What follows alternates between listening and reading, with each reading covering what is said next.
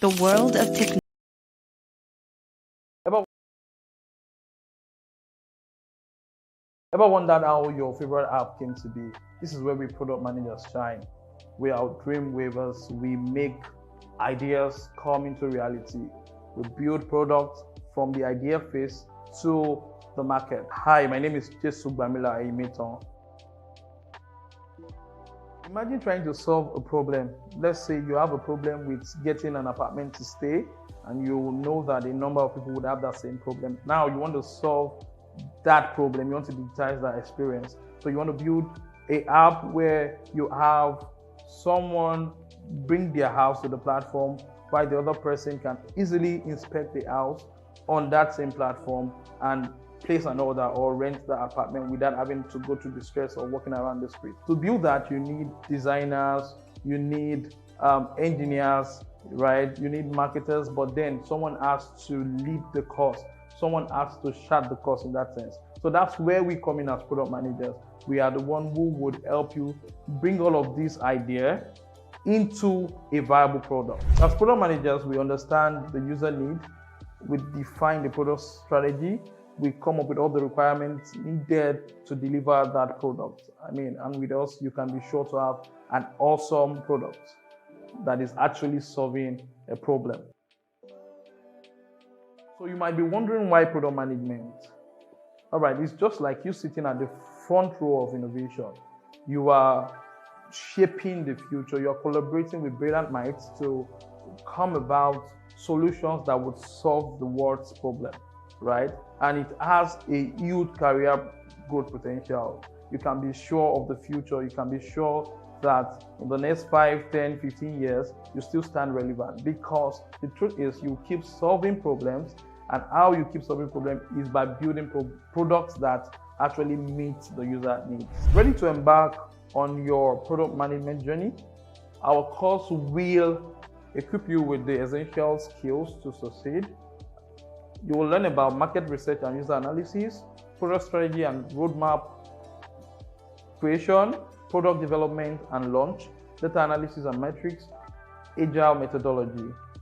This course is not just going to be about theory, it's going to be a means to get a practical experience. You'll be working on real-life projects that is going to be beneficial to your career growth.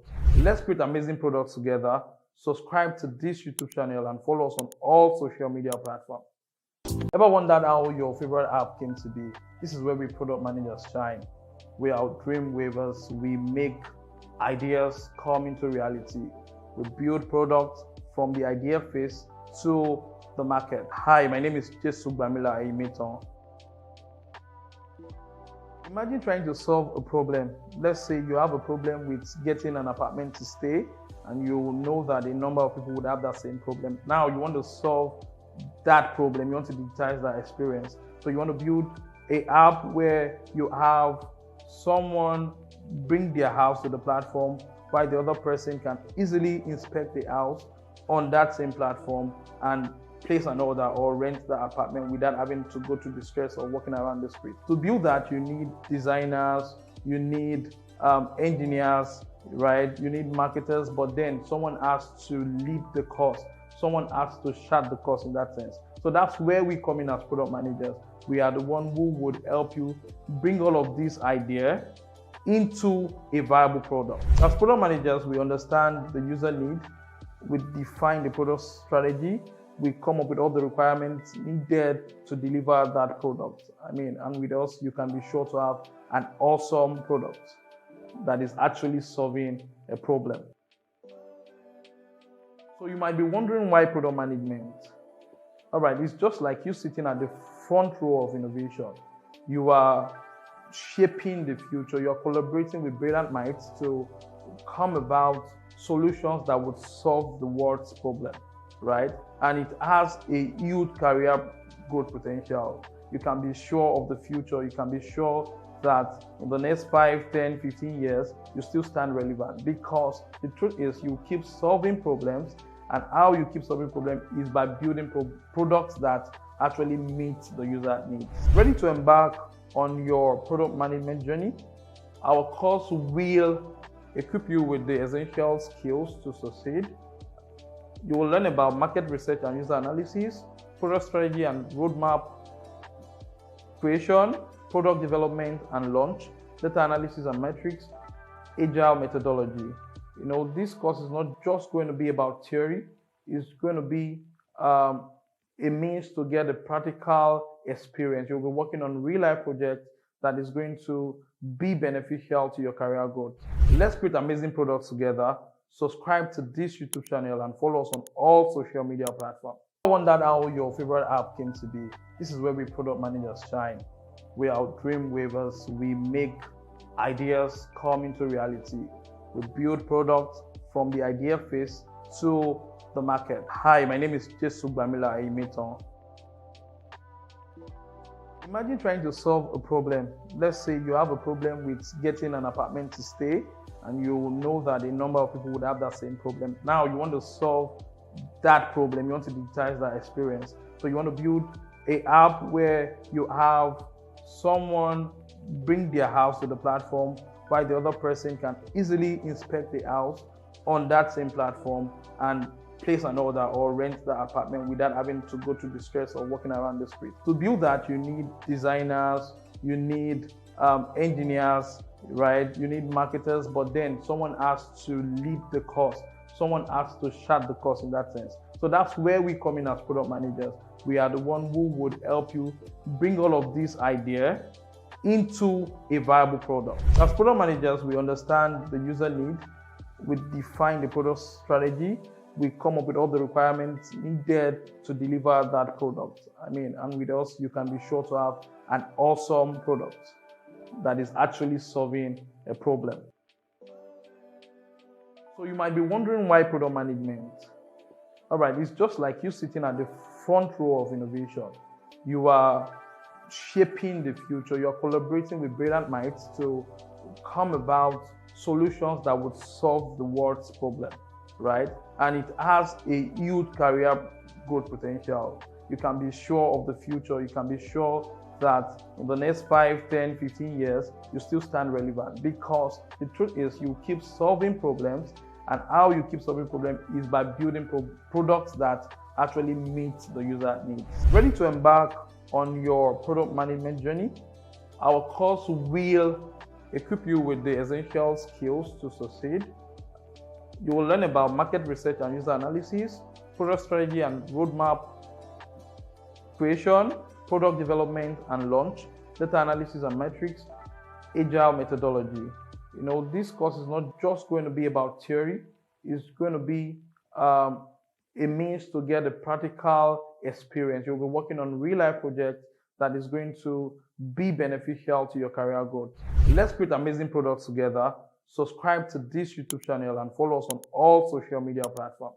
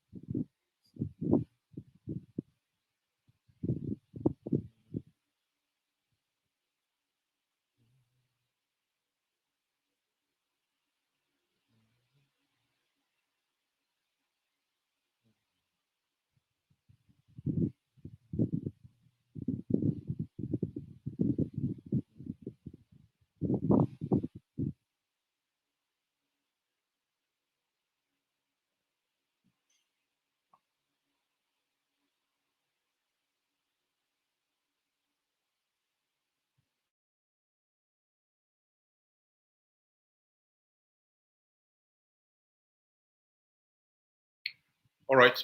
Good evening. Please confirm you can you're online and you can hear me.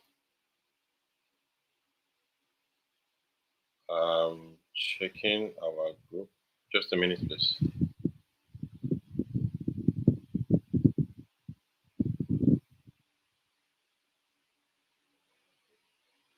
Okay.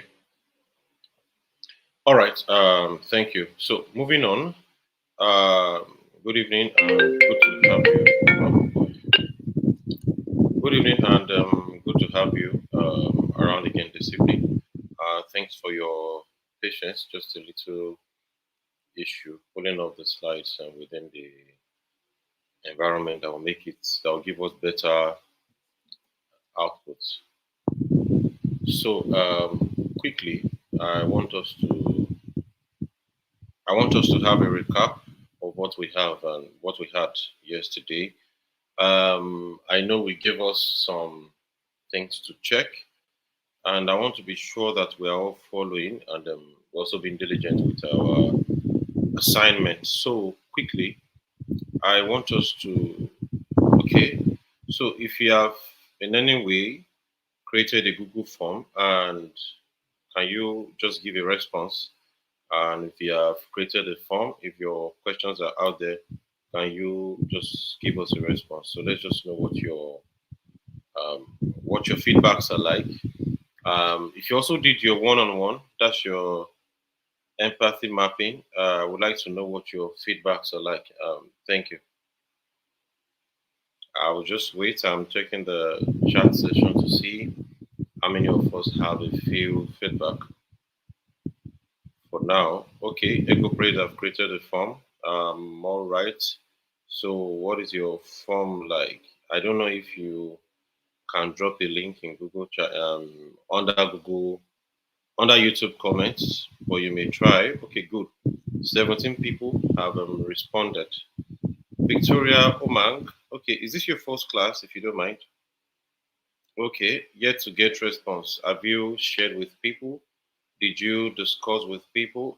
If you're not in yesterday's class, you may not understand what we said about forms, and to be too much to go back. But I will just do a recap. Basically, yesterday we talked about marketing, of course, and market research and analysis. So part of the market research is that if you want to build a product here and you want it to come out well, the first thing you want to do is to start from the market. If you don't start from the market, is to not go back to the market. That's simple. So if you do not start from the market, you cannot go back to the market. No, this is not digital marketing. This is product management class. I want us to be quite sure of the class we're entering before class. I noticed that we spend a lot of time trying to correct the class we're in, the class we're not in, which takes ample time. So I would try to ensure that we're not doing that too much today. So you can check the link you joined. You will see the class that you joined. So it's easy. So if you've created a form, so I'm still helping Victoria. So of course we discussed market analysis, how you go to the market and how you get people, on the product. So the idea is to get what people want, to get people's pain points, to get people's position. And the only way you can do that basically is um, by creating an avenue where you can connect with these people. One of them is simple. You want to talk to people one on one, and we did empathy mapping. So empathy mapping is where you talk to people one on one. You get their pain points. So those of you who miss class, try and discuss with your colleagues. They can easily tell you what it is, or you can also just find a way to reach out, and the facilitators will let you know when you can reach out to us. I mean, the administrators. So, yeah, I understand. Missing yesterday class will make you want to catch up a lot. I know I spent ample time telling people to please inform each of their colleagues so they can be in class. So moving on, what we did was simple. You can either do one-on-one to get their pain points. That's number one. Or number two, you can do a Google form. So, or of course, Microsoft Forms still works, but it's best to use by experience. Just use Google Form because Google Form does not give you limits either to the questions or to the answers. It does not give you limits whatsoever. So I want you to understand that when you're doing your forms and you're doing your research, please learn to stick with where you spend less. With Google Form is a free platform, number one, and it's also a platform where you can collect information at any level, and it's available forever. And you do not have days. So the lecture days are Tuesdays, Wednesdays, and Fridays. Again, Tuesday, Wednesdays, and Fridays. I believe this communication has been made. Um, Please, admin, let's just ensure that we have everyone fully aware of the times it should be on. Thank you. So moving on, um, let's talk to.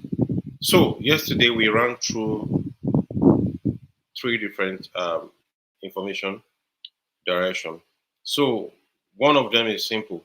Number one, we went through the market analysis slides, which I don't know. I'm being tempted to almost try to run us through it again for the sake of those who are not in class. But I will not do that today. I would try to do this a lot. Then a part of the Friday class, I will try to ensure to cover some parts that were not covered today. Maybe the first 30 minutes I will just brush through everything we've done before.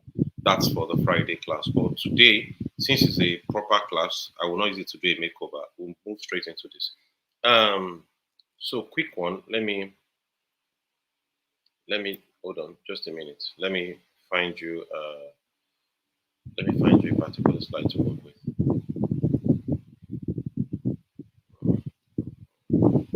Just a minute. Okay.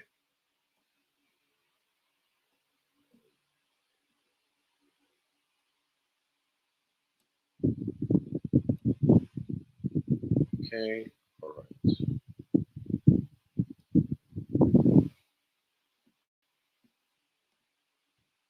Okay. So good. Let's work with this. So today we are still doing marketing, but I want us to go straight into the slides I wanted us to work with from yesterday. So if you can see my screen, it's product marketing too, as you have, but I would like to just call it product launch, which is how to market your product. That way, you can understand that you are not just talking about marketing, we are talking about launching. And it's good to start from now because if you don't learn how to launch, you will not learn how to build.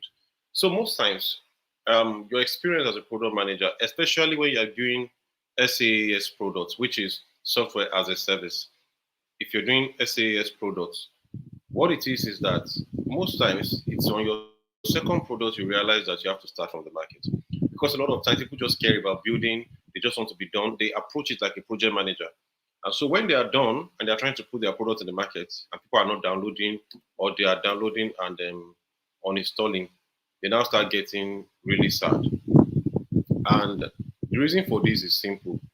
You do not take something to the market that did not come from the market. We discussed that extensively yesterday. So I would move into these slides one by one and allow us to just ask questions as we go. So moving on, let me move on. So we are running through understanding brands, preparing your go-to-market plan, and then of course communication update post go live. So one, let's move quickly. So creating a valuable proposition for your brand. The first thing you want to do is to create a value proposition for your brand, and I will explain what it means. Um, so there's something we call market analysis framework. Market analysis framework. So if you want to create a value proposition for your brand, you need to have a framework for your market analysis. We did a lot of this yesterday. I talked about the 4 P's of marketing. So the market analysis framework has three components to it. Number one, you are looking at the 3 C's marketing opportunity analysis. The 3 C's marketing opportunity analysis, you're looking at customer strategy, and then you're looking at the 4 P's. I'll repeat again. You're looking at the 3 C's marketing opportunity analysis, you're looking at customer strategy, and you're looking at the 4 P's. So to break it down, under 3 C's marketing opportunity analysis, you have customers, you have competition, and you have company. Okay? You have customers, you have competition, and you have company. So that's under 3 C's. We'll go deeper. Then under customer strategy, you have segmentation, you have targeting, you have positioning. Um, okay, so segmentation, we're saying what are the wants of each set of familiar customers. Of course, we'll go deeper, but let me just paraphrase. For segmentation, your customers are not the same. Your product is not to one target audience. You have several target audience at different angles. So as much as possible, do well to segment your customers. We'll get there anyways, but that's what it's about. Put them in different segments, in different boxes. Some people are probably Lagos customers. You can segment by location, you can segment by demography, you can segment by age. That will determine your communication to them. Then targeting. When you now, if you do not segment, you cannot target.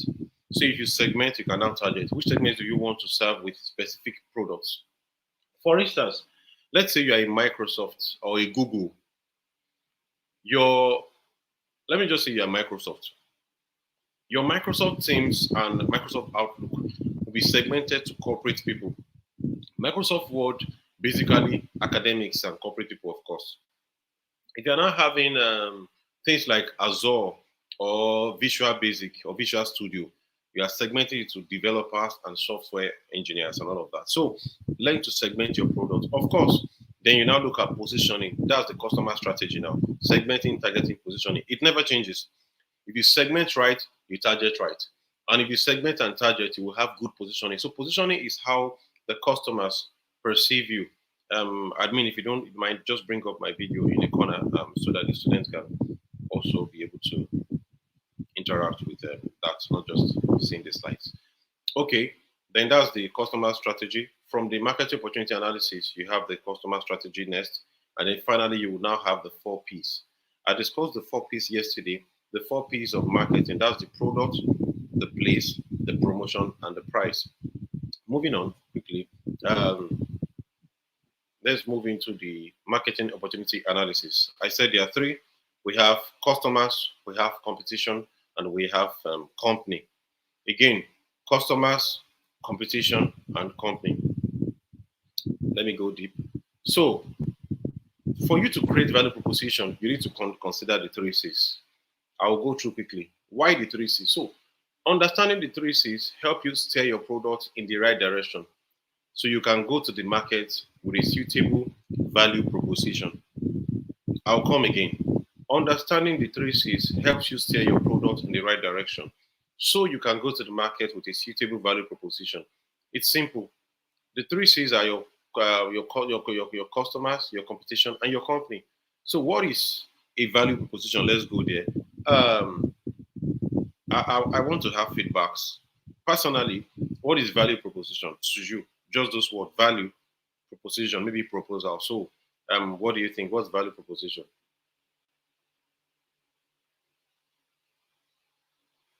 I'm looking and see.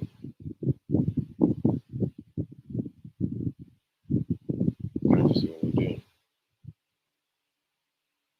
So, what's value proposition? Quickly. Okay. I can't see feedbacks. I'm waiting. So, okay, let me make it a bit more personal for many of us. So, I will explain value proposition and then allow you to tell me the value proposition for your product. Jadesola Johnson says the assumed worth of a product. So, for the product idea you have picked, I will want you to tell me the value proposition of your product quickly. Everyone with your product idea, let me see the value proposition of your product. So, of course, you're very right. Worth of your product. Joy Bello says your unique selling point. Perfect. Someone says it just means that I will enjoy by virtue. Well, okay, yes. What will I enjoy by virtue of using a product? Exactly. What you intend to get from your product. Why your product is the best. Key organization portray themselves in the market. Perfect. I was asked to create a form. And Victoria, just try to reach privately. There's a lot you have missed already. It's not just a form. The form is to your product. So I will come again. In our first interaction, we said you should have a product idea in your mind. And we asked for 3 things. Simple. Number one, think of a problem that you feel tech can solve. Number two, come up with a product that can solve that thing.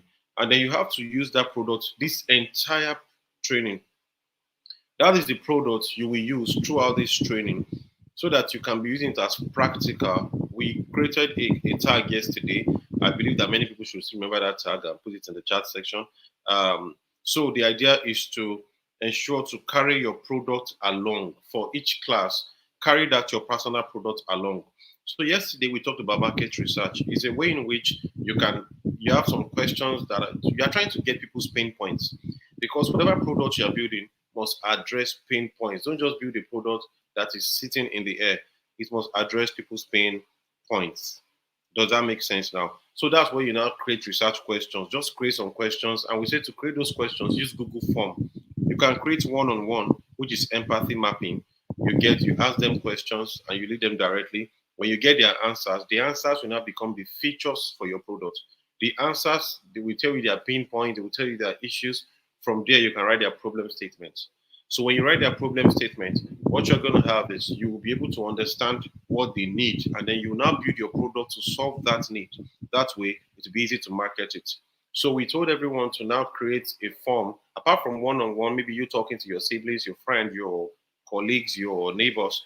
You can now create a form where you can disperse to the public and get entries. So that way you can have better and more robust responses. And then you can now analyze this response, just do your descriptive, and you can be able to get what people really want and then supply it. Does that answer you, Victoria?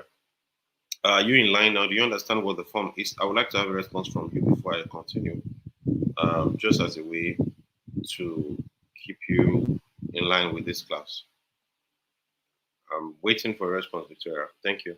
But then I'll continue. So your value proposition is simple.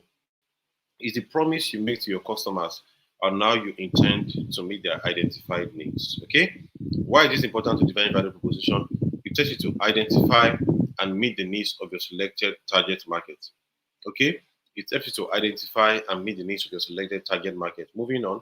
So, how do you understand the customer? We have moved to your first segment and in that part now. The customer. The customer. So, we have 10 methods of identifying your customer needs.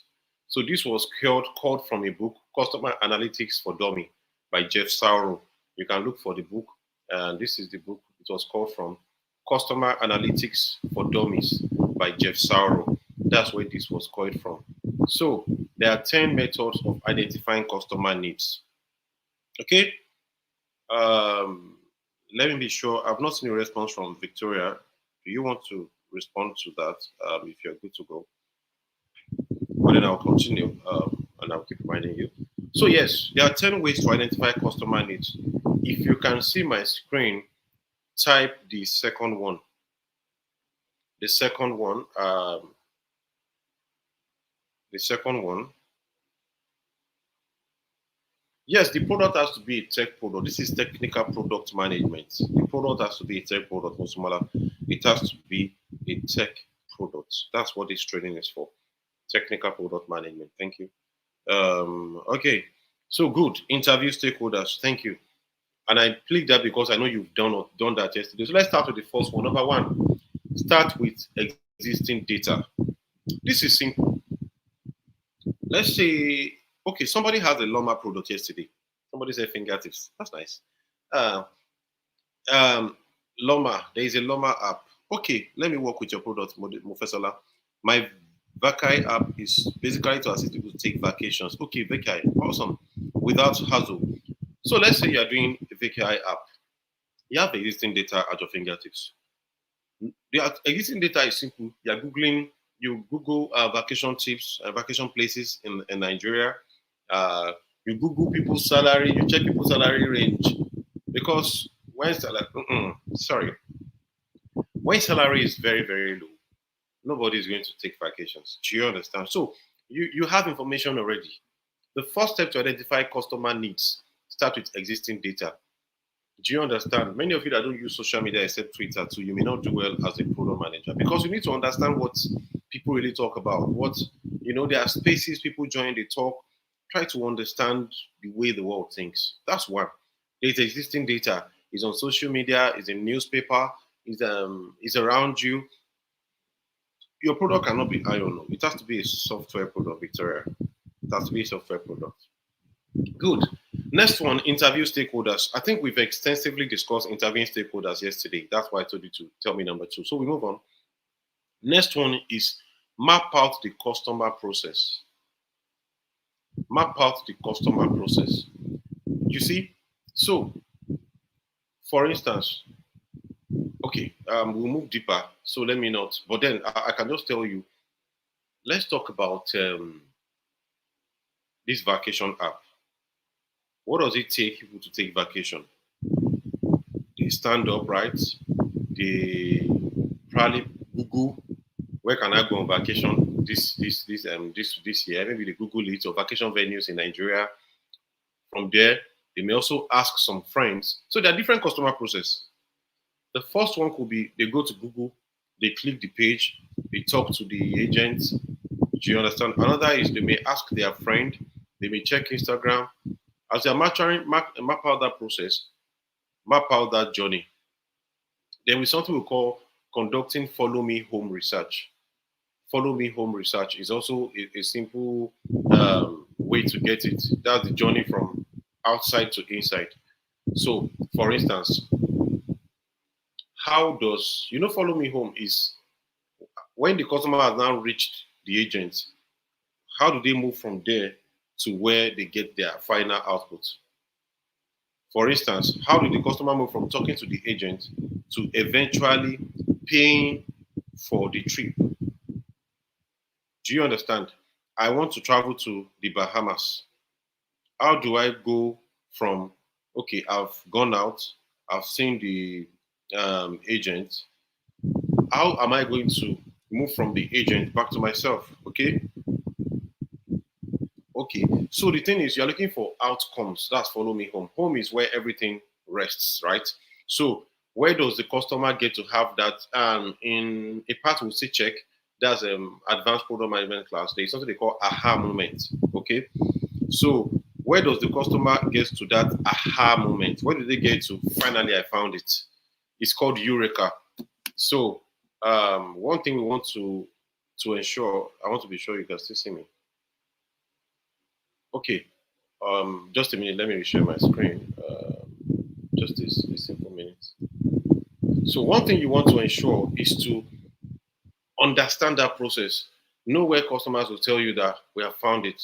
Know where customers will tell you that we are there. And I don't want to spend all of the time on that page here because we have a lot to do. But your product is not yet successful until you get that aha moment for everyone. Okay, good. Then interviewing customers. Interviewing customers is also very key. Conduct voice of customer surveys. We've talked about interviews extensively. Um, Sorry, I'm looking out for a question. So, how can you get yesterday's class? Just reach out to the administrative team. They will give you feedback on that. One more, just a minute. Okay, okay, okay. So, just do that again. You know, I think there's a part that may be very new to many of us here. Let me be deliberate about that. Follow me home research. For instance, what a customer is trying to achieve. That by the time you know what the customer is trying to achieve, I told you earlier that fine, I want to travel. Do you understand? I want to go for a vacation. Maybe I saw RITA. Seeing RITA is not yet a follow me home. Until I decide to pay for RITA and say, okay, I choose RITA, that's the follow me home. That is, you're looking for the hurdle the customer is trying to overcome. And so paying for RITA is not even enough. The fact that I now came to RITA and I enjoyed my vacation, that is the follow me home. That is the satisfaction the customer get. That's the hurdle I was trying to overcome. I'm stressed. So it's not just paying for it and then going off. And then I now get to RITA, the hostels are bad and the feeding is terrible. I will not come back again. And I can tell you that's why most people don't download apps. For instance, maybe you look for a gaming app, you just want to play a game. And then you just ask, what do? You went to App Store. That's your journey, that's your process. You went to App Store, you downloaded the game. That's not yet a follow me home. The time you play the game and the game messes you up or does you well, that's the follow me home. If you play the game and you're angry and you uninstall it and you just delete it from your app, that product was not, good research was not done. Good. Voice of customer surveys, we've said that over time. Analyze your competition, analyze cause and effect, continually collect data, test, learn, and repeat. My colleague will have told you in the first class that product management does not end. Your journey is throughout life, except your product dies. For instance, how many of you know when there has been Google? Google search, it has been there since day one and it will still continue to be there. So always collect data, test and learn and repeat. That's how you get to improve your product. Let me move on. Um, Understanding your company. We will spend a lot of time here because I will need us to do something. Everyone, get your pads, get your jota, get your laptop, and let's work on this together. So, we talk here basically, this is SWOT analysis. Many of you know what SWOT analysis is: strength, weaknesses, opportunities, and threats. Ijato Faith, good evening. Thank you. Strengths, weaknesses, opportunities, and threats. I will repeat: strength, weaknesses, opportunities, and threats. So we said company. You know, the first one was customers, and I've given you 10 ways to understand your customers. I believe you can all still see it. And these 10 ways: interview stakeholders, map out customer process, map out the journey. If you do all of these things I've shown you from yesterday to today, you will understand your customers. When we get to great later parts, we'll still go to personas, user personas. That's very simple. Every one of us here can easily get that. But, so now we're going to understanding your company. Your company is the industry you are operating, not your competitors per se. Understanding your company. So quickly, strength, weaknesses, opportunities, and threats. So let's start from your strength. Are you ready with me? Don't forget our slogan: carry your products along. So for your strength, what business processes are successful? What asset do you have in your team, such as knowledge, education, network skills, and reputation? What physical assets do you have as customer equipment? What competitive advantage do you have over your competition? So let's look at your own personal product now. Let's say you want to do, and your company just talk about your environment, your positive environment per se.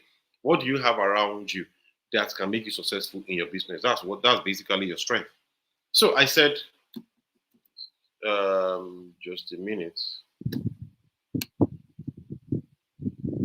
just a minute. Let me reshare. I know my screen won't have gone up by now. Okay, entire screen. Okay, so hold on. Okay, so I'm talking to the strength of your business. We're looking at what business processes are successful. So you're looking at the things you have. Let's bring this home. Many of you have your products, right? You have your product ideas. So let's bring this home. What business processes are successful? Let's not make it hard. Many of you don't have business processes, you don't have companies. So let's look at what do you have around you that can make your product successful. The number one strength your product has, first, is you have this class. That's your strength. So you have this training for the next set of weeks that will expand your mind on this product. That's number one. Number two, you have free tools around you can use. There is Google. Those are the assets you're looking at. There is Google. There is Whimsical. There's a lot of free tools you will still get to learn in this class. That's number two. Number two, you're looking at what are your customers, your equipment. Many of you, for instance, person doing waste product now, your strength is that there is Loma in Lagos. That's a strength. Is that there are waste, people use waste every day. So waste is not an issue. Loma is not an issue. The strength is that you have payment gateway already.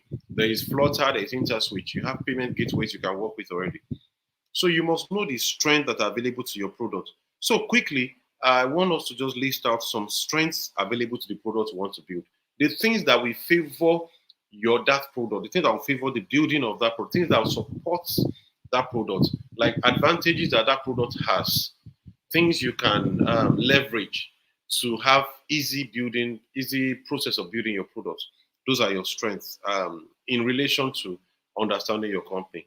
Can you just do that briefly and what your strengths are? I'm waiting for you. So as you're doing that, let me go through weaknesses. So weaknesses are things that your business needs to be competitive. What business process needs improvement? Are there tangible assets that your company needs, such as money? Or your weakness now could be lack of knowledge of what product management is. You have to see that as a weakness. And let me explain to you. You cannot be fully optimistic as a business person. Sakina, good evening. You cannot be fully optimistic as a business person. You have to have a mix of the two. You need almost the same percentage of optimism, like you need to have a pessimism. That's why you need to know what your weaknesses are. Don't just say I don't have weakness. You have weakness as regards this. One of them is you may not have developers. There are gaps on your team. Do you have a developer currently? Do you have a metrical? What just metrical? That is all. Please help. I don't know what metrical is. I hope that's not the name of your product though. Um, so yes, so are there gaps on your team? Is your location ideal for your success? You are trying to build a waste management payment app. We are living in one village, maybe in Ondo or Ekiti or anywhere.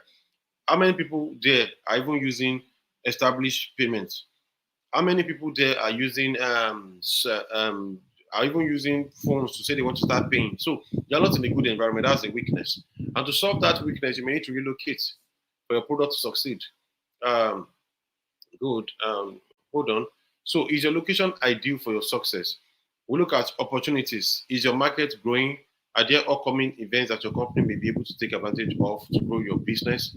And are there upcoming changes to regulations that may impact your company positively? If your business is up and running, do customers think highly of you? It's simple. So, opportunities. For instance, now you want to build a waste management. What if you read in the news that okay, federal government is coming up with a law that nobody should throw waste anyhow again? Every waste must now be discharged to normal, and everyone must now learn to recycle your waste. That's an opportunity to plug your product into. The person that is building vacation, what if there is a law that says vacation is now fully endorsed? All workers must have vacation at least twice a year. That's where your product comes in. So you have to be in the news. You have to be out there. You know what works for you. You are struggling with payment. People cannot pay. People are struggling to transfer, and then one company build a gateway. For instance, many people are finding it hard to type their information and it's stressful. And then there is open AI that has done ChatGPT and other artificial intelligence APIs that you can use to let people just generate what they want to write instead of typing. For instance, now if you look at Instagram today, if you want to upload, to type caption, they will just tell you to generate. So you can easily let AI do your caption for you. Um, can my service be seen as my product into remote customer service? Of course, if you're doing remote customer service, that means you need an application that can help people log customers and log case issues, make calls, if it is audio or if it is video, and then that can also have real-time access to knowledge base that they can use to answer questions. So, of course, your product is good. Victoria Bakari, Shopify is an existing product that can never be your product. You've not done proper research. Well, of course, your weakness can be funding. That's very perfect. I mean, funding is a big weakness. In fact, it's like the first. That was a nice one, Chinyere. Okay, so threats. Do you have potential competitors who may enter your market? That's the truth. For instance, now imagine you say you launch a vacation app, and as you're launching your own, Facebook just put vacation feature on Facebook, and under that feature, you can vacation areas can create vacation business pages. They can create payments. They can upload pictures.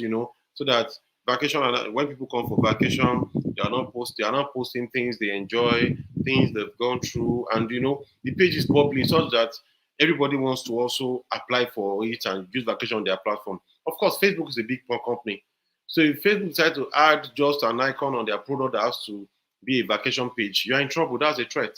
Your competitors, you must know them. And trust me, they can be powerful. And I told you something yesterday. I said Zoom blew. One thing I didn't tell you that market share that Zoom had was taken down.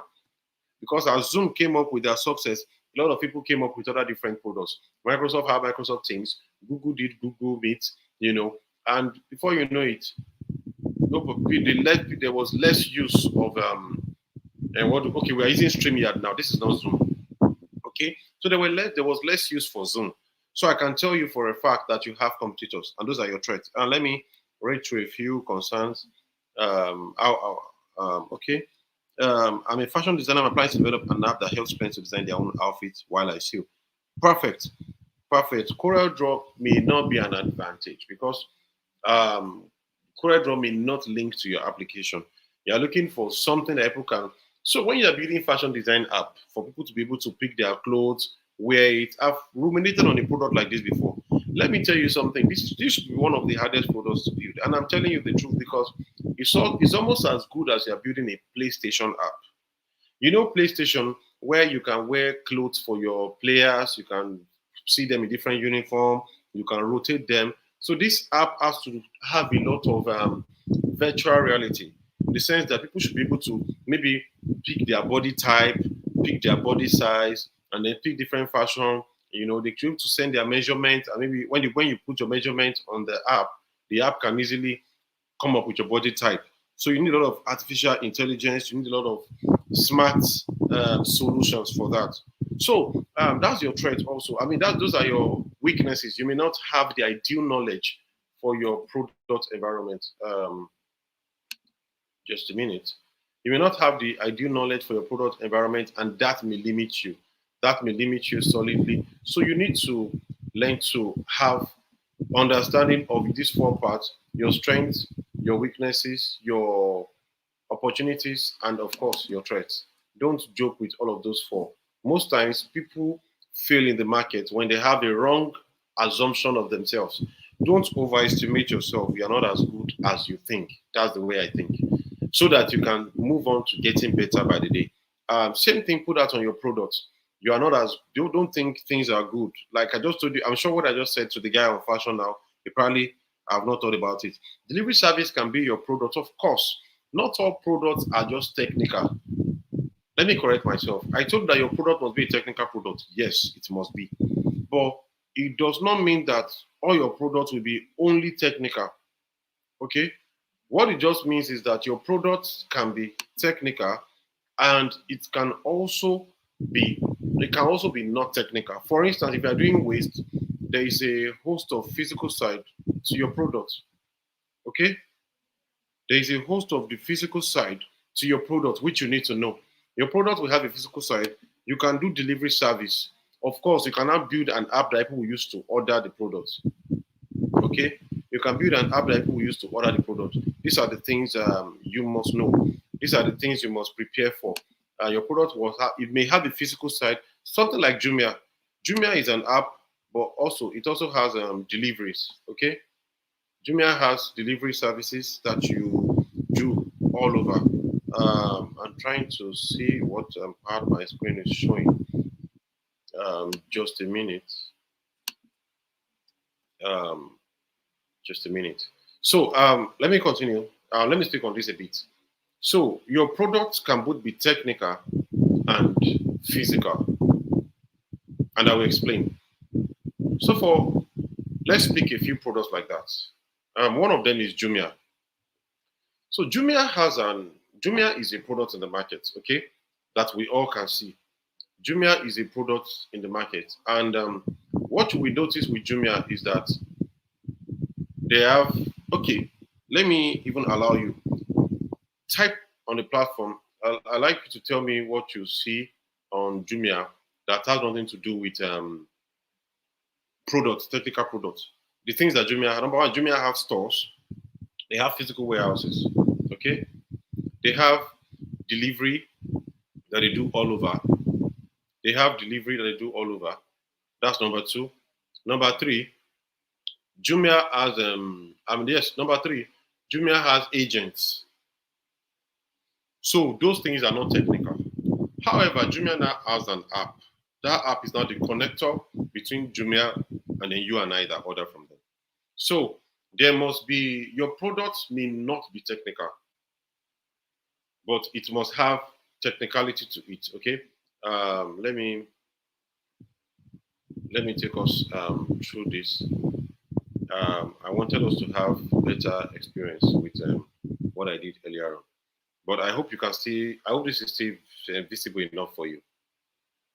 Okay, so your product may be technical, but may not be fully technical. For instance, there is Airbnb. Airbnb has applications that you guys use to make the order. However, Airbnb has physical hotel buildings, and they also have people's hotel buildings and people's houses that are registered as hotel buildings. So your product can be a fashion house, your product can be a salon, your product can be food, but if you are going to mix it up, with it having an application, it works for you being in this class. Also, if you're in this class well and it's not food you're doing, it still works. You can be able to transfer the knowledge to building your non-physical product, but you'll be better off if you learn that, because we'll still move into the development part of it. Of course, it's not coding, but how you have to manage all of those, and that we need a lot of strength from you. So moving on, let's talk about understanding your competitive landscape. This is a bit. I will stay here. So let me go again. I've talked about your. I'm talking about your three C's. I've talked about your customers. This is. I gave you the 10 ways to identify your customers, and I called it from a book called "Customer Analytics for Dummies" by Jeff Sauer. Okay, I've done that. Um, I've talked about your company, which I did using SWOT analysis. Okay. Then finally, I want to talk about your competitive landscape. Before I move on, let me see if I have any question on customers and company. Customers and company. Basically, of course, Ayola said agent for Jumia. So that's not, of course, the agent is not an app. But so your product may have a physical part and it may not. Do not be bothered. So let's go back to understanding your competitive landscape. Number one, how many of you know about Michael Porter? I will talk about Porter's 5 forces here. Porter's 5 forces. So you can Google Porter. Porter is one of the famous strategists in Harvard University. You can Google him. So he was the one that came up with these 5 forces. Now, why I'm telling you to take these classes seriously, many of these things you're looking at here are not just things you'll find anywhere, and I mean it. As much as well, let me say as much as this, because this is coming from several I will call it several experiences we're piecing together to give you the best experience. So for you to understand your competitive landscape, it's best to use a framework. You don't even need to stress yourself. Use a framework, and a framework is Porter's 5 forces. We'll still consider some other framework before the end of this slide, but let's deal with this for now. So yes, exactly. Somebody said it is strategic business class. So these are core MBA lessons. So the 5 forces are simple. Okay, good. Chino, you let me answer you. So what about a thrift hub app where buying and selling of second-hand items ranging from clothes, home materials, accessories, kitchen, and that? This is perfect. This is like a GG. That's why you must do your research. You must know your competitive landscape. So, Chino, please, everyone on this class, carry your good, nice one, Queen Archibald. Carry your products along. Don't just jot these things in your. One thing I do is don't. By the time you take a training, and all you are doing is writing jotter, you may not learn as much. As you are seeing each of the training, start noting things to do with your product you have picked. That's why we told you to have a product idea. Okay. And if you do not, if you can have it, to be sincere, if you can have a product idea from now till the end of the course, you may not have a job before. But if you do an interview for a product management job and you are talking, they will know that they have to hire you, even if it's to start as an intern, because you did not just cram them, you've worked with them. So let's talk about 5 forces before we have our short break.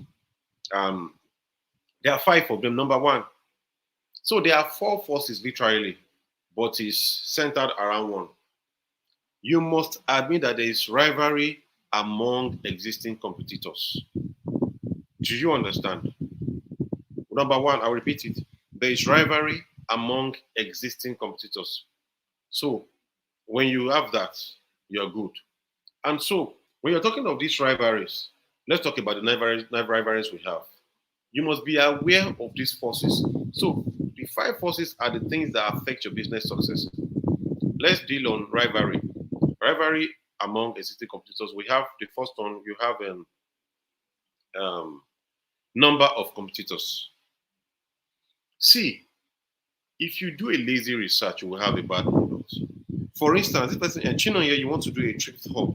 Imagine if you said, it doesn't exist because you've not done your search. I just told you from my end, that's what GG does. Do you understand? And there will be a range of that. In fact, there will be some that are not even products. It may be an Instagram page that does street selling. Okay, that's your competition. Because Instagram is an app, the page is on Instagram. It makes it an app as well. In fact, that person may have solved the issue faster than you. Because someone on Instagram can easily just scroll and see that page instead of now having to go and download your own app before they can see thrift. Do you get the idea? So that means you have to think of your product. Okay, now that there is Gigi, there is Instagram, there are vendors. How can I create my own product in a way that I can bypass these people? Again, I said we're taking this course because if you do not consider marketing before you start building, you build something that will not have downloads. And you'll be paying for App Store, you'll be paying for Google Store, and your product won't have downloads. And that makes it a bad product. So, know your number of competitors. Number one, we are still talking of rivalry among one of the forces, is where we are. Rivalry among existing competitors. So, number one, we're talking of the number of competitors. Number two, diversity of competitors. Diversity of competitors. You need to know the areas they have covered. I believe you've noted that. Let me move on. Number three, industry concentration. For instance, of course, it's as good as knowing your number of competition. If, for instance, now you want to launch a social media app, where do you start from? There is Twitter, there is TikTok, there is Instagram, there is Facebook, there is WhatsApp, there is Likey, there is Snapchat. You can see that concentration. The industry choke. So how do you enter? What are you doing differently? Industry growth. How's the social media industry growing? You understand? You want to check. Okay, that's under social media management. I think I did a class like that. But then you want to check. For instance, maybe Facebook has 1 million users, Twitter has 2 million users. Check their growth for the last 5 years. Are they growing? Are they losing? This data is available. You can check Statista. So for you to get many of this data, if you check Statista, you find them. Good. You're looking at quality differences. What differentiates Facebook from Instagram, from Twitter? Why are they all having their users? There is LinkedIn. Thank you. Everywhere just full. I mean, that's the truth. So that's one of your 5 forces. Brand loyalty. How are people? What make? For instance, now as social media is totally saturated. It's not true. They have their different. It's not possible to know all your competitors, but at least try your best to have known a lot. Do you understand? Do your research properly. So, I'm paying for somebody's presently I'm paying for someone else's platform for my product sales. Exactly. So let's move on to talking about quality brand loyalty. That's you're trying to know the rivalry among your competitors. So there's brand loyalty. For instance, let's still stay on social media apps. They don't have the same users. Instagram seems to have people with, for instance, somebody can post something on Instagram and people will be praising the person. The person makes the same post on Twitter and they're dragging the person. So people use these apps with different mindsets. When you're on Twitter, you have this, I can speak my mind. On Instagram, you're being a bit calm. Okay? So I will then put a pause here on the rivalry, and then when we come back, we're going to discuss the 4 parts of the Potter's 5 forces. We can use that break to take our attendance and every other thing we need to do. Thank you very much.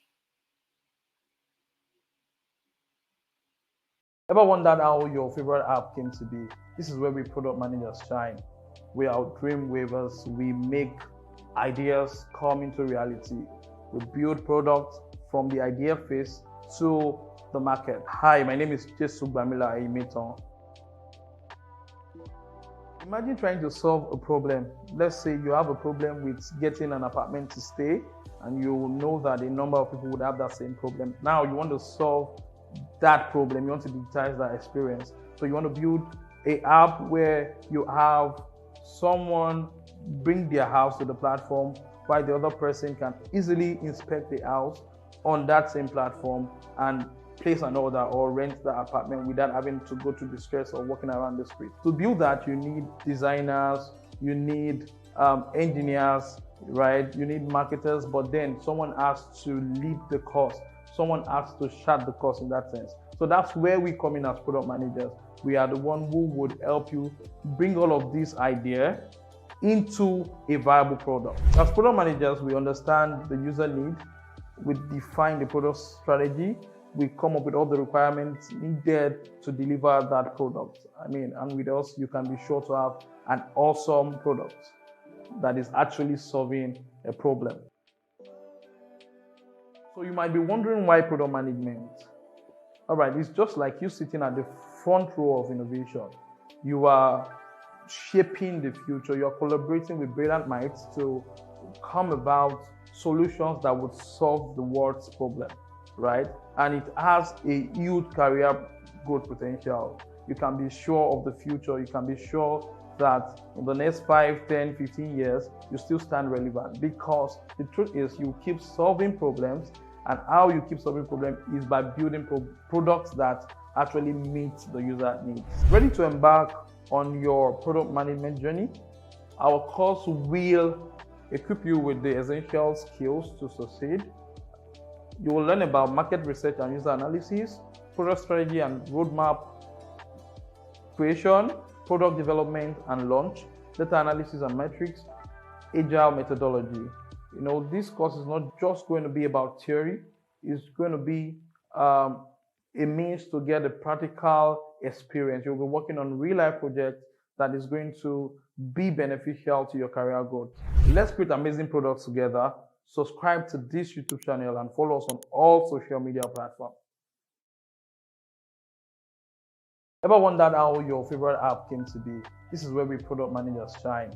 We are dream weavers. We make ideas come into reality. We build products from the idea phase to the market. Hi, my name is Jesu Bamila Aimeton. Imagine trying to solve a problem. Let's say you have a problem with getting an apartment to stay, and you know that a number of people would have that same problem. Now you want to solve that problem. You want to digitize that experience. So you want to build an app where you have someone bring their house to the platform, while the other person can easily inspect the house on that same platform and place an order or rent the apartment without having to go through the stress of walking around the street. To build that, you need designers, you need engineers, right? You need marketers, but then someone has to lead the course.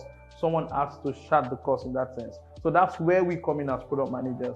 We are the one who would help you bring all of this idea into a viable product. As product managers, we understand the user need, we define the product strategy, we come up with all the requirements needed to deliver that product. And with us, you can be sure to have an awesome product that is actually solving a problem. So you might be wondering why product management?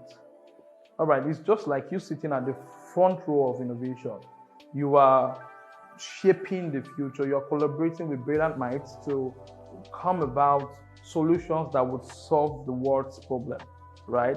And it has a huge career growth potential. You can be sure of the future. You can be sure that in the next 5, 10, 15 years, you still stand relevant, because the truth is you keep solving problems, and how you keep solving problems is by building products that actually meet the user needs. Ready to embark on your product management journey? Our course will equip you with the essential skills to succeed.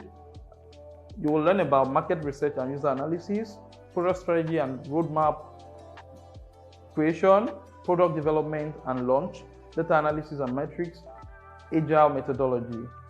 This course is not just going to be about theory, it's going to be a means to get a practical experience. You'll be working on real life projects that is going to be beneficial to your career growth. Let's create amazing products together. Subscribe to this YouTube channel and follow us on all social media platforms. Quickly, we'll just continue with where we were. So I believe we've all done the needful. So we addressed one of the 5 forces, that's rivalry among the existing competitors. So next one, I want us to move into the next one, bargaining power of suppliers. Now, one thing you cannot do being a product manager is to be simple. Do you understand? You may not be simple. And I'm saying that because there are a lot of things you have to be technical about. Okay? There are a lot of things you have to be technical about because the moment you decide to be very simple and you're not giving terms, your employers or your other team members already don't feel you know what you're doing. Okay? So I want us to be very, very open to these new terms. I'm saying that because many of us, because we are seeing new things, put out by forces, you may just try to technically remove everything a bit technical from your mind. Okay? You may just decide to take off anything technical and it's not really good for you. All right? You must pay attention to everything. Number one is please can you move my video away from the content? I can't. You can move it to the logo part or to the extreme right. Thank you. Um, so number one, there is bargaining power of suppliers. So number and size of suppliers, uniqueness of each supplier's product, focal company's ability to substitute. Now, these are not just your. This time, we are not looking at just your competitors, the people that give you the things you use for your products. Those are your suppliers. So there are two ways to see suppliers in the sense of product marketing. You are the one bringing your product to the market, right? You have to deal with your buyers. That's different. But as about suppliers, for instance, I would like to use APIs for this to make us understand. You're building you're building Jumia, okay? You're building Jumia. Now, you know that this was not used for technical products. This was used for physical products where they are suppliers. For instance, if you are selling chairs, you have to know where your supplies, who your suppliers are. Do you understand? Let's say people are bringing chairs to you, maybe your people supplying you wood, people supplying you rugs and all of that. Then you have to look at your company's ability to substitute your suppliers. Those things are very key. They are key to you achieving success. But in this sense now, let's say you're building software. Your suppliers are those doing gateways. Your suppliers are, if possible, your developers, your UI UX people. You're looking at them. So you must know the size of your suppliers, the uniqueness of what they bring to the table, and then your ability to substitute them. That's simple. The one I want you to see quickly, bargaining power of buyers. Those are your customers now. That's another force to check. Number of customers, size of each customer order, difference between competitors, price sensitivity, buyer's ability to substitute, buyer's information ability, and switching costs. I will explain. So, for instance, you have to know the number of your customers. Maybe this time is your app is already in the market, number of your downloads, size of each customer order. You want to check how each of the customer use your app. So under product metrics, this is where this is sweet. There's something that we call daily active users. There's what we call weekly active users, monthly active users. So how many people are using your app by the day? How many of them are using it by the week? How many of them are using it by the month? Some people, TikTok, I don't like TikTok, so they uninstall it on their phone. They've not used it in the last 1 month. You have to know the size of each customer. Do you understand? That's very key for this product. Technical, of course. Difference between competitors' price sensitivity. I will explain. Let's say if you are doing ads on, let me not use ads. Many of us will not be doing ads. We will not be able to understand. For instance, let's say we are paying for Microsoft Word at 1,000 naira per month, and Google is doing 900 naira per month. Do you understand? But then Microsoft Word is just for you to type Microsoft Word and go. But Google has AI on their own to enable your typing. Google has you can add different add-ons for free. Google comes with Grammarly Premium for free. So even if it is maybe more expensive, there are more features. Sorry, Google was 1,000, Microsoft is 900 naira.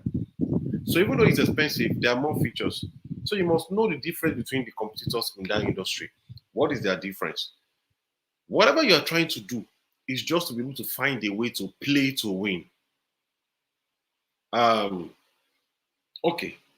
So I'm a product manager in a company where we build softwares for companies, basically banks. What we have studied is that we have seen what our competitors are and the difference in what they provide. One of the things we found out is that many of them are foreign people, foreign companies.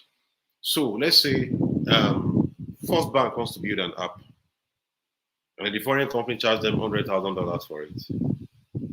So if we can charge 50 million naira, we have won. Because $100,000 is number one, about 100 million naira. Number two, you also have your developers not here because they are abroad, so you can't see them. So you must know your price sensitivity. That's what I'm talking about. Understand how your buyers are sensitive to price. Sometimes, if you don't win on speed, maybe the speed to which they can use your app and all of that, you can win on price. Though I will put this out there as a disclaimer, it is not advisable to always think you can win based on price reduction. Some people are that's why the word is price sensitivity. Price sensitivity does not mean you reduce price. You can have higher price and people will come to your product if you have higher value. A lot of times, lower price is perceived as lower value. So be careful. Don't just think toning down price makes you win. It can make you lose. Also, you may not be able to cover your average cost in the market. Your average cost is the cost of at least running your business daily. So you may not be able to cover that cost because you are lowering price, and before you know it, you don't have money to subscribe for and your subscriptions are in dollars. Your developers are building no money for GitHub subscription. There's no money for your Swagger. There's no money to pay for Figma that they are using to do the UI UX. There's no money to do ads on social media. There's no money because you have been doing low pricing. So if you do low pricing too much, in fact, your competitors can beat you out of the market. They can beat you out of the market. Simple. There is something that we used to use. There's a law. If you are selling yam, if your competitor is selling yam for 5,000 naira, and you say, me, I'll come to market and sell it for 2,000 naira because you want to win. Your competitor can come to your own market, okay, and buy all your yam. So if you are selling your own 10 yams at 2,000 naira, your competitors can come out and buy all your yams. Since they are selling theirs 5,000 and you want to play smart, they can buy all your yams, take it back to their market, and because they are now the only ones selling yam, they cannot start selling at 6,000 naira, and you have lost. So it's called price sensitivity, not price reduction. Just study the pricing. There's a whole lot of pricing studying. I was seeing there's this video I was seeing on product pricing today, and it's a lot. And I will say that to say this. I said something earlier, assume you are no good so that you can learn often. Every day, if you see many of us, and my colleague and the other guy that will take over for your next week, you'll see how often people explore videos again, explore contents. Don't just you will be out. So one thing about tech is that if you sleep for like a week, you're already out. You are paying for new courses, you are learning new things, you're watching new videos, you're following new creators because you want to learn more. Next, we're moving to the threat of new entrants. So there can be new entrants in your industry. And so check your barriers to entry. Check your barriers to entry. Now, the person that wants to build a fashion designer app, I can tell you that if you decide to search the market, you won't see many apps because it's very hard to do. How do you want that app that is very intelligent? Maybe somebody picks the app, takes a full picture of themselves, and by taking picture of themselves, the app can return their full measurement that can work for any kind of cloth. Number one, there may not be APIs you can rest on. There are not existing systems you may be able to rest on. Maybe you may have to build from scratch. And it will really sell. You can rest assured that all tailors can be using it. So that is not a kind of app that is, if it is fintech, now everybody can be, because there are so many gateways for fintech. There is Flutter, all of the bank apps are fintech apps. So if you call 5 developers, at least 2 will have worked on fintech. So the barrier to entry for a fintech app is very low. So everybody can enter. How many people have built refinery in Nigeria? People cannot easily build refinery. Go and build it now. Dangote told you he bought land for $100 million alone. So how are you going to even buy land? But it is to start, um, remind me, a very common business, fast, fast, fast, fast, so that it's easy to start before afternoon you have already started it. Somebody, for instance, let's say content, even for tailors, everybody can be a tailor, but not fashion designers. By the time you are getting into core fashion design, not everybody can be it because sourcing fabric alone is a lot. So check your barriers to entry. Always try to pick a place where there are no barriers to entry. I don't have time, but I will have helped you on things they call blue ocean and red ocean strategy. I will say that quickly.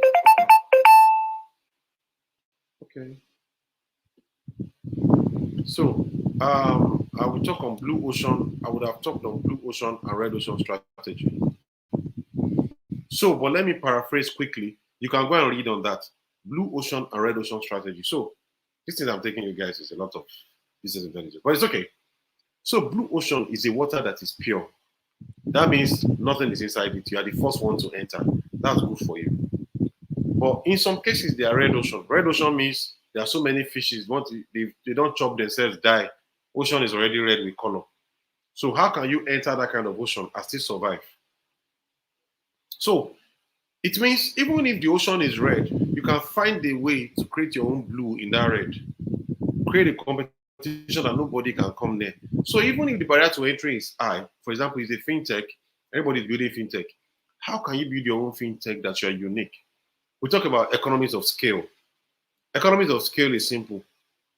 And what is economies of scale? Anybody should be able to say that. There are things you can, they are based on your own strength as a company. There are things you can use to scale above others. For instance, you are in an environment where there is plenty APIs, you can use that to scale. I said that already. For instance, let's say you are doing a food business in a, let's say,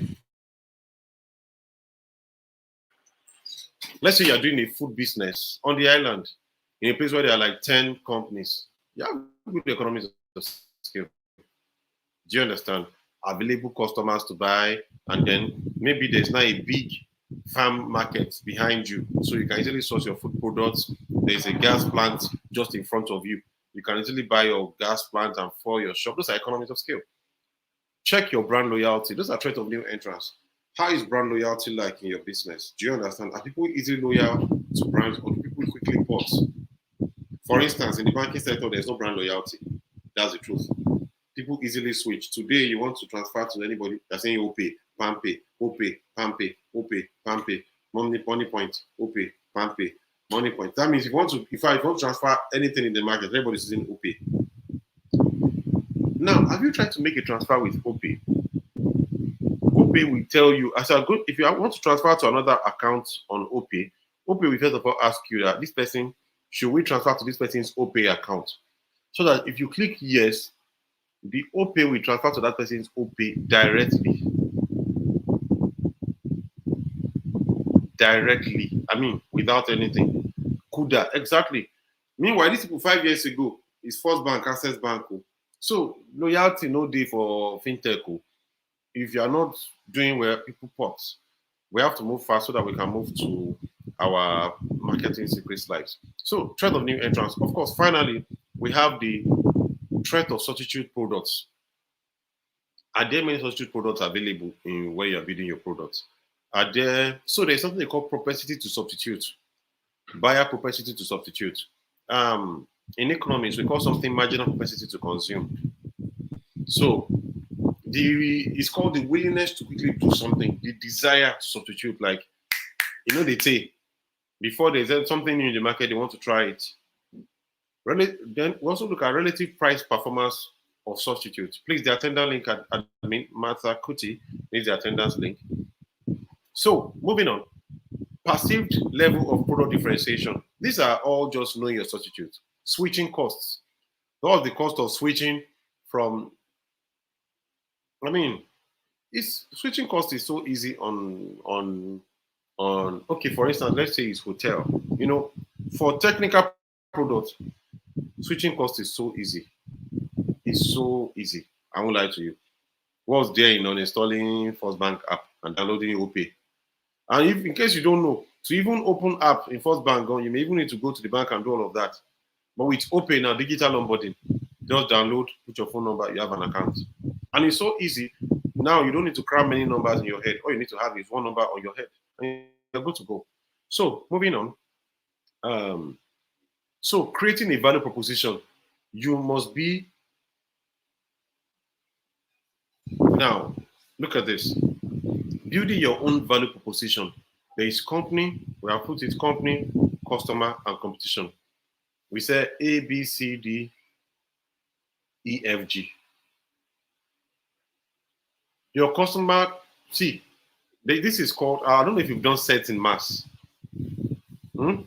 Your intersect is where it's best to be. Where your company is good, where your competition is good, and where your customer is good. That's your C. If you're in a B, that means the only thing you have is you are right on customers, you are right on company. Okay, let's start from A.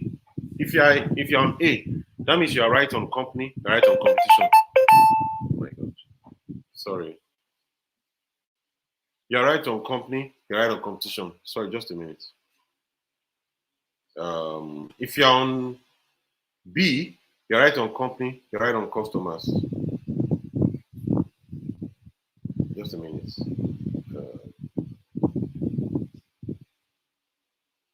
Okay. If you're on C, you're right on the 3. That's the best place to be. Don't deceive yourself. I know that many of us don't see, if you see it as normal class, many of us will see this and say, oh, it's true, it's true, it's true. Everybody should be on C. Don't do that. The first thing you must do is accept where you are. If the only place you have gotten right now is G, that at least I know my customers well, you can now proceed to build yourself to get to a C. One of the mistakes all of us have made is the beginning assumption that we're all on C. You're not on C. In fact, you may not even be, you may be on this white line, literally. You may be beside that Ladies Tech logo, that distance, that will be where you are. So walk yourself to get to that place. Moving on. So creating a value proposition. The 3 C's framework has evolved to 4 C's. Competitors, customers, company, and collaborators. So you have 4 C's. I will talk about partnerships maybe later on, but let me just paraphrase. So there's something called product partnership. So I handle partnership for my company as well. Partnership is okay. Okay. I want to build a learning app.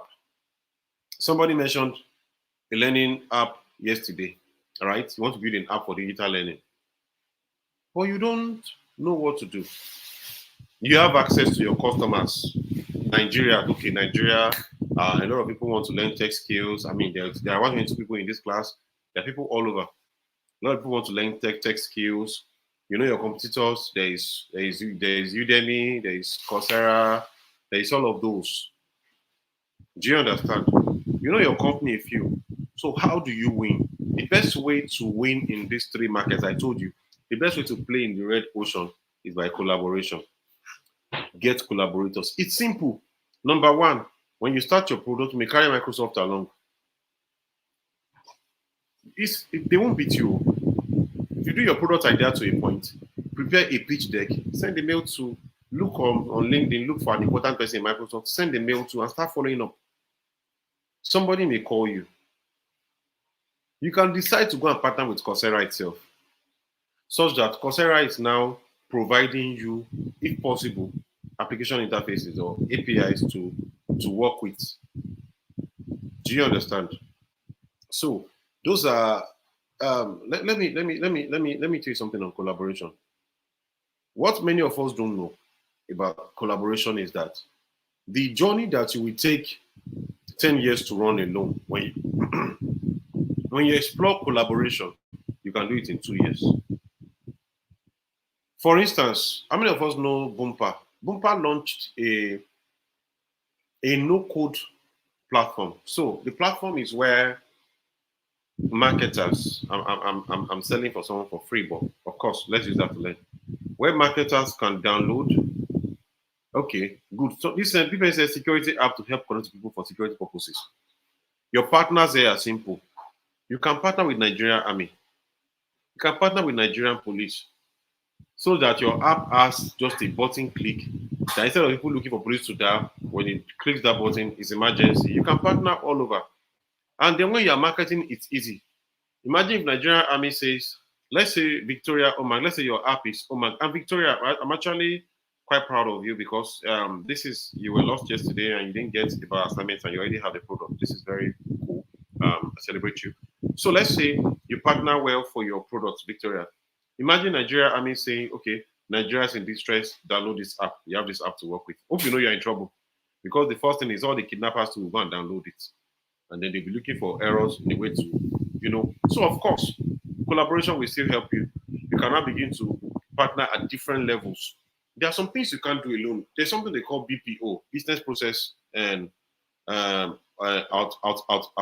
outsourcing. So it's simple. What you want to do is there are parts you have strength in. So collaborators work. Queen Archibald, just a minute. I will repeat that after the end of this class. Thank you. So there are things you must pay attention to in collaboration. You did your SWOT earlier, right? So your weaknesses. Sometimes spend less energy working on your weaknesses. Build your strength. Make your strength stronger. For everywhere you are weak, collaborate. If you don't have developers, okay, let me help you. We were doing an app a particular time. We've not had developers. Exactly. I like what Jadesola said. It's not a beans kind of field. It's not project management at all. It's a lot of work. And your head must be very active. In fact, in most roles, they expect you to be able to be a CEO if you want to be a good product management. So moving on, you have to look at your weaknesses. So I will use this case study. We were building an application and we were lost at the middle. We ran out of funds. We couldn't pay developers, of course, because just friends coming together. So we did a search online. We now found that there is a company that what they do is they develop for you. They come in as developers, they develop for you, but they will just own a little stake. So you can say, okay, you have 2% profit for life, you have 10% profit for life, but you develop for me. That's what collaboration does. So you must know people you can partner with. It's simple, it's not so hard. Put a proposal together about your product. Send a mail to them. They cannot send a mail they cannot reply you with for sending a mail to us, you're under arrest. They can't send area boys to beat you. See, the good thing about partnership is know how to put proposals together and know how to be bold. Don't be afraid. Nobody can beat you. Whatever you are doing, you can partner. You want to run a training app, you want to run a training system, you can decide to message Microsoft. I'm doing this in Africa, blah, blah, blah, blah, blah. And before you send proposals, don't be, for instance, let's say you're building, help me. You are building an app to promote use of energy saving cars, let's say electric cars. You can reach out to Tesla. So you must first of all know collaboration. You must first of all know, just a minute. So, okay, I'll go here. You must first of all know the people, the existing powerful companies that your products will work for. Don't go and be collaborating with somebody struggling also. It doesn't make any sense. Collaborate with someone that can pull you up, not someone that even you will be the one mentoring. It doesn't work. So don't go and look. We say collaboration. You are thinking of a waste management app you have not even thought through. Then you now want to collaborate with somebody that's also thinking of a food app that the person has also not thought through. So both of you are collaborating on ignorance. It does not work. Look for someone that has grown, that has prospered, that is there. For instance, you can send this, and someone that's also in line with your field.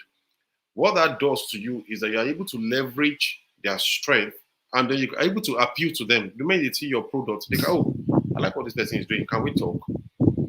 I can tell you that in my days of doing product partnerships, I have never reached out for a partnership I have not got. I've gotten everything. To the glory of God, I've gotten everything. But it's just that you don't rush the process. Do your research. Know people that are in line with what you're building. Know people that will like what you are building. Know people that, if possible, that their company goal for the year that probably they have a budget for that and all of that. So by the time you reach out to them, it's easy. Collaboration also is investors. Somebody said funding. We look out for investors. We will probably have a class on fundraising, maybe when the time comes. Um, Look out for investors that can partner with you. You have to ready to let go of your part of your stake. Okay, oh, I'm dropping $1 million. I want to own 20% of your business. Come and own it. What am I using it for? But be careful. Don't, because you are just starting, collaborate anyhow and give all your shares out. The reason is because one day the God that picks calls, they pick your call. And somebody will come to you with $100 million and you will not have stake anymore. And the person with $1 million will not want to leave it alone. And then you are in trouble. You don't have shares to share anymore. So be careful. We've run into that problem before. That's not saying what I'm saying. Moving on. Quick exercises. What are the value propositions of the brands below? BBC. They are saying exactly. Olufunke Osunleye, I think you are taking this class more than you should. It's really entering you heavy. Do your due diligence very well. I love this. Boompa is like Shopify. No, Boompa is not like Shopify. Shopify is very hard to build. You cannot build Shopify yourself like you can do on Boompa. So Shopify is a no-code platform, but it still needs, it has not solved the problem. If you are an entrepreneur that is not a bit tech savvy, you cannot use Shopify. If you Google online, you see Shopify developers. There are people who are Shopify developers because they know how to move around Shopify environment. Shopify environment is still quite technical. Boompa is more user friendly. It's no code, drag and drop. We've also built we have been a part of a no-code platform for markets. It must be as simplified as possible because you are the idea. That's why you must understand your market. Okay, understand your target audience, understand your market, and it's simple. You want to build something that you want anybody to be able to use. Okay, consider yourself Mosumala as you want to build just a simple website for your business. Try and use Shopify this night and see where it gets you. Then try and use Bumper. So another person that does no code platform very well is someone like Ivan Sakano. If you check vc.ico, so you will see better no code. So no code platforms really is not just don't because it's no code does not mean you should make it difficult. So no code is to have the least minimal stress. You just want just as if they're using Microsoft Word, that's what you want to do. So that means you have to do a lot of development work so that others will not do that work. And so while they're not doing that work, you get their money. So if you don't do your homework very well, you will have that to use. Also, Shopify pays in dollars. Also, you have to subscribe in dollars, which limits people's ability to pay. I don't know if they have Naira now. I've not used this in a while. So it's a lot. Let's move on. So let's talk about value propositions for the brands below. There's BBC, inform, educate, entertain. Airbnb, wanting to get a truly local experience when they travel. Uber, what's the position? The smart way to go around. Kellogg's, best way to start the day. Apple, I'm not running the class on branding, so I will not take a long time here. So let's move on. So defining a customer strategy. I want us to pick up from here tomorrow because I want to go now and run the I'm going a few slides on marketing secrets again. But before I pick up from there, before I go to that, let me just do an overview. So I mentioned the frameworks we're using, right? First one is the 4Cs, which we have exhausted. Now we're going to customer strategy or STP. That's segmentation, targeting, and positioning. Segmentation, targeting, and positioning. Yes, I'll review the questions. Thank you, Gwen. So segmentation, targeting, and positioning. Segmentation is you want to put your customers in different segments. Let me move on to 845. On segmentation, we said segmentation is the process of dividing a company's target market into groups with similar needs and behavior. And this is very key. For instance, there is an app that I know that people readily don't use. I know it too well. It's called Abeg. And I have my reasons for it. So what is it built for? For people to just request fund and then they transfer. Not the Nigerian market. Okay, somebody said they have Naira now. Beautiful, beautiful. So, but let's use a what app can we use now? Quickly. Somebody drop an app name. Let's see how the segmentation works on the platform. Let me look at. Oh, okay. So let's use Twitter. What's Twitter's target market? Number one, young people. Twitter has a lot of target market too. I mean, crazy. Number one, young and smart people. Number two, politically savvy people. So if you notice, most politicians use Twitter more. Most politicians, from Donald Trump to Middle East politicians to Joe Biden to Barack Obama to Peter Obi to Atiku, they all use Twitter. So I noticed that Twitter has, and that's why Twitter created an avenue for you to write long form, which they now put a price on, knowing fully well that many of the people that are in class of highly political, highly, content, people that want to show they are smart, how many of you use Twitter very well? You see people say there's medical Twitter, there is political Twitter, there is PhD Twitter, there is health, there is of course hookup Twitter and all of that. So they have the way they created. You can see that when Elon Musk came up, he wrote out 3 new features. Number one, you can write long form text. So instead of writing threads, write long form, which all of these politicians now use, meaning they pay. They also brought up something. You can now have long form videos so that people can now post as much as 2 hours videos on it. So you must segment your market and know the features that your products must have to appeal to each of them. When you segment them, you know the features to appeal to each of them. So I'll pick it up from here tomorrow on the product marketing.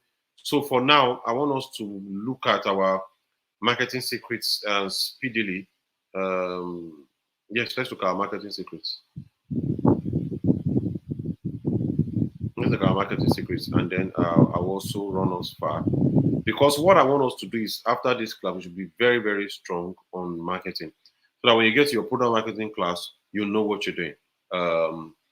I want whoever followed us yesterday to remind us where we stopped on marketing secrets. I hope you can remember.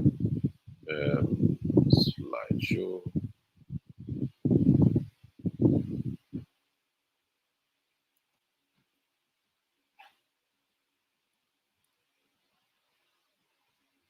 So whoever remembers where we stopped yesterday.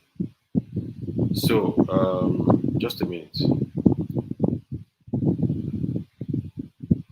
And why I'm showing you what I'm showing you is this is a full book by Peter Spalton that we have reviewed. Okay, and what exactly what marketing as a philosophy? This is a full book by Peter Spalton that we have reviewed. And by the time you see what was said there, you will understand that what you're learning is same masterclass across all. But it's not really about the information in your head. Carry your products along.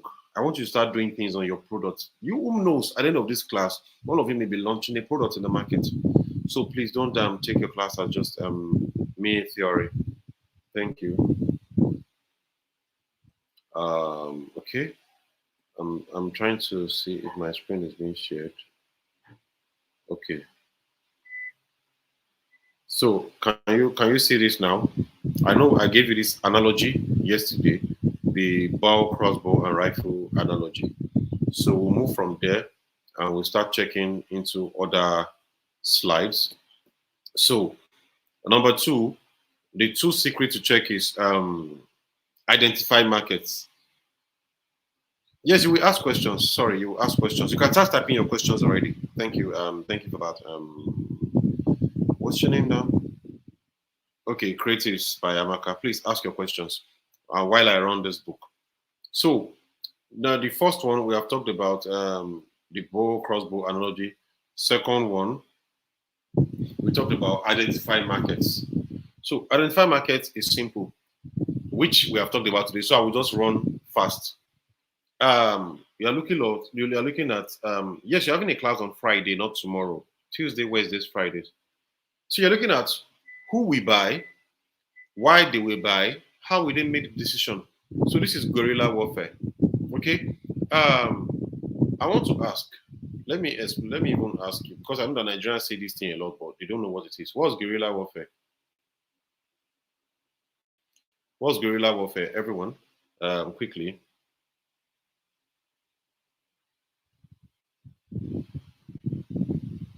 Guerrilla warfare. I'm checking. I'm checking. I'm checking. Okay. Okay. Let me see. Okay. Now I've said it. I did not go over today because since all of us are here, by tomorrow I will try to do a quick brush on yesterday. Okay, so that we can be fast. So guerrilla warfare is not that hard. It's very very simple. Okay. Um, you are taking small scale actions, fast moving small scale actions. Okay, you can be doing it. You are no small, small, small, small, small, small, small, small. So it's a market penetration. People don't know what you're doing. You know, warfare, for instance, now, if let's say Nigeria wants to fight, I will say so, I will use this way. For instance, if you, what for instance, the way Nigerian politicians are doing Nigeria is called guerrilla warfare. If they came out and announced to the microphone, we want to destroy Nigeria, many of us will revolt. But they will be doing it small, small, small, small. That in the 4 years of their tenure, by the time they are done, you realize that Jesus were in soup. So, for instance, let's say Russia wants to fight Ukraine. Of course, you move an army in front of them, they won't know. So, when you're taking small, incessant actions, small, but you're taking incessant, it's small, but you're taking it speedily. You can just read up on it and you understand. You can read up on it's a political military strategy. You can read up on it's actually in the scene. If you know Art of War by Sun Tzu, I noticed that many of us don't read, and we miss out a lot. If you read the book Sun Tzu by Art of War, that's what they do. Okay, and guerrilla warfare is called. They also call it Fabian strategy. You just be doing. They call it little war. It's from the Spanish. The word guerrilla is a Spanish word. Sparring word. It means little war. You just be doing it small, small, small, small, small, small. Uh, you know, you use small independent force. You may send in some 5 soldiers today. Go and kill one general. Send in 3 today. Destroy the artillery. Send 4 today. You won't know you're at war. So the way it works in business marketing, exactly. Someone says it's a type of regular warfare where small groups of combatants use exactly tactics like ambushes, sabotage to fight to larger and less mobile traditional army. You just be taking them off. They won't know. So what we are doing here is you're using psychic. You're going gradually. So you find the gap in the market, you define your ideal customer, understand how they buy. That's and the 5 stages of buying. Okay, there's a lot to teach you guys here. Well, it's just to gloss over the book. You can look for the book. They call it Marketing Secrets by Peter Spouton. So you're looking at your needs, your knowledge, preference, justify. That's how you understand their psychology. So the product marketing, you are going by guerrilla. Now, do you know that nobody in the market knows that you're coming with a product, right? Meanwhile, you've done market research. You have done empathy mapping, like you learned yesterday. You have done your one-on-one. You are ready. Your UI is already building. Nobody knows something is coming.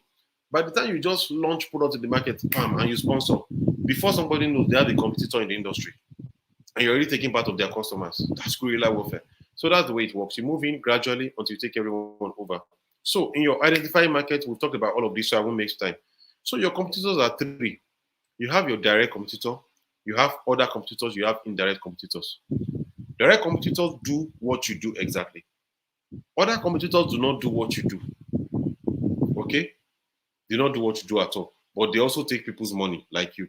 For instance, let's say you are launching a vacation, let's say you are launching an app to a social media ad that people can subscribe for. Your direct competitors will be normal Facebook, Instagram, Twitter, and all of that.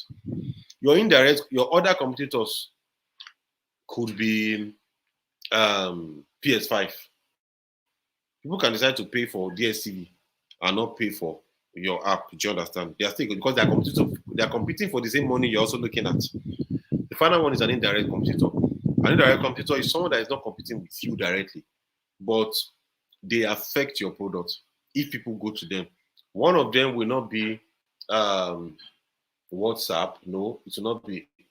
Okay, let's say you're launching a social media app. WhatsApp is not really a social media, but it's a competitor. It's an indirect competitor. And that's because they can also bring up a feature that will do what you're doing. So I have said about analyzing market trends yesterday. I've talked about it's making market size and potential. So you can see that the same thing you're saying in even standard books are the same thing you have. So Gary Pennsylvania said something. He said, look at markets through the end of the telescope, not the lens of what you want to sell, but the lens of what people want to buy. We'll try to end today here where I can also, although I've not seen question, so I will just move on. So most times people look at market through what they want to build. I want to build a banking app. No, that's why we talk about market research. Do look at market through the lens of what people want to buy. So let me answer this question. So I will stop on marketing secrets here. Why? It's just to just give you 8 bits every day before we move on. So let's move on to let's go to StreamYards. So someone said, um, how can you carry divine divine? Thank you. Say, how can you carry out a user research for a product that falls into segmentations? Will a general survey cover all parties? Beautiful. No, it won't. It depends on the hard work you're willing to do. Okay. Also, you may not be able to segment before your research. It's in your research that you will segment. It's when you have done your research and you have seen how it looks. Okay. That's why you will be able to segment. No, video is on. It's when you've done your research, you'll be able to segment. Okay. Is when you do your research, you can segment. Sometimes it's by the responses you will know you don't just assume you have different users. And of course, if at your first research you see that you have different users, you can still dovetail research question to each of them. Do you understand now? So we said something about market analysis. It doesn't end. We said something today. I know where under your customers, I said something. I said something under your customers. I'm coming. I will show you now so that you can answer your question. I said something to you under your customers. I said you must test, learn, and relearn. So, of course, if you still notice that you are not yet clear, you can still go back to the market. Okay? You can still always go back to the market to get better understanding. What else am I seeing? Am I seeing other questions? We have 5 minutes. You can pop in your questions. So, the assignments, I will tell you again, there are still no hard as okay. My product is renting is rental service to people.